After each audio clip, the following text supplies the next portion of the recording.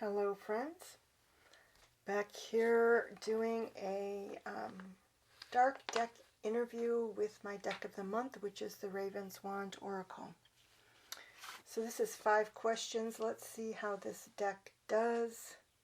I don't really think it is that dark, but I feel like it sort of excuse me, emphasizes potential character flaws.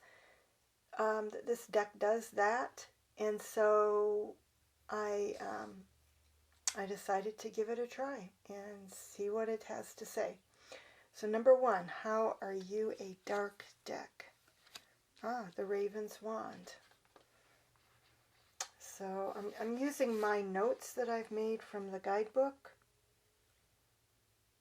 And it says, doing your best when you are tapped for responsibility or are facing a new situation.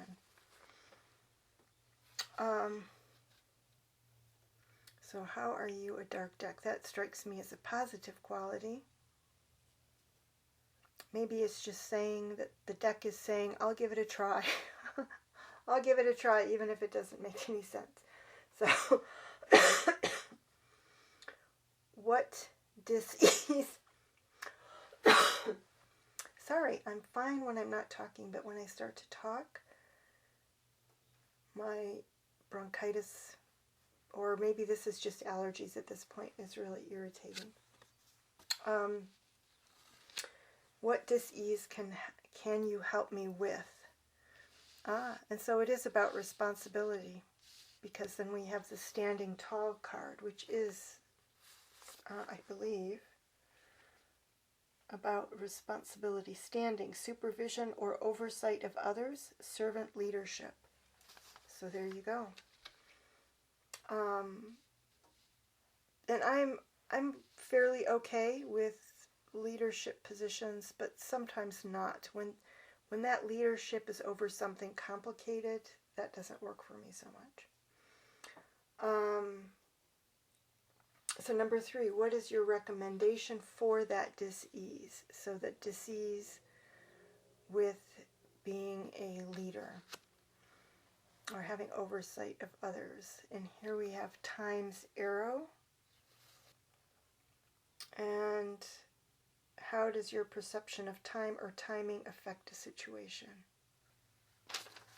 That's not terribly helpful. It could mean that my sense of whether it's the right time for me to be a leader affects that, or maybe the speed with which I need to make decisions as a leader, that it could help me with that. I'm not sure what that's about. Let's go on to the next one.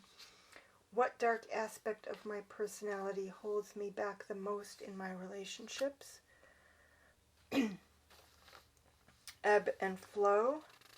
That may be pointing a finger at moodiness, but let me look at my notes here. The many changes that occur during the course of a long project, which a relationship is a long project. Personal cycles and aspects of character that ebb and flow or have seasons. Be watchful for negative flare-ups. Well, there you go. There you go. Negative flare-ups. Yep. And intolerance of negative flare-ups in others as well.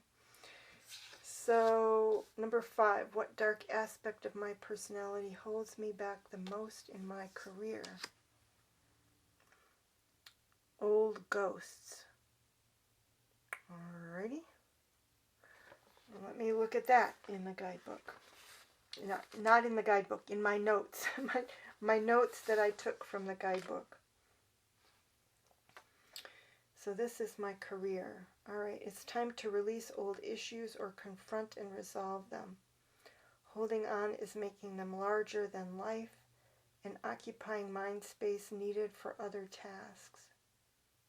Maybe, I'm trying to think in my career, my current position, my day job position, maybe there's an archiving aspect of it that it might be referring to.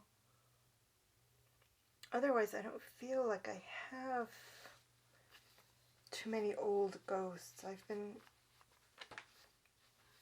sort of fortunate in, not financially fortunate, but fortunate in terms of like the type of people that I have worked with and things like that.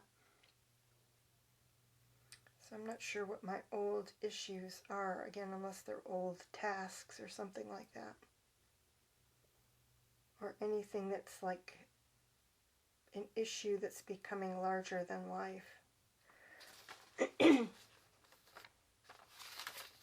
So I would give this a, I can't remember what my scoring scheme was for Dark Deck interviews, kind of a 50% on this, in terms of, you know, it hit some marks, but it's not the first deck that I would go to for this kind of a reading for sure.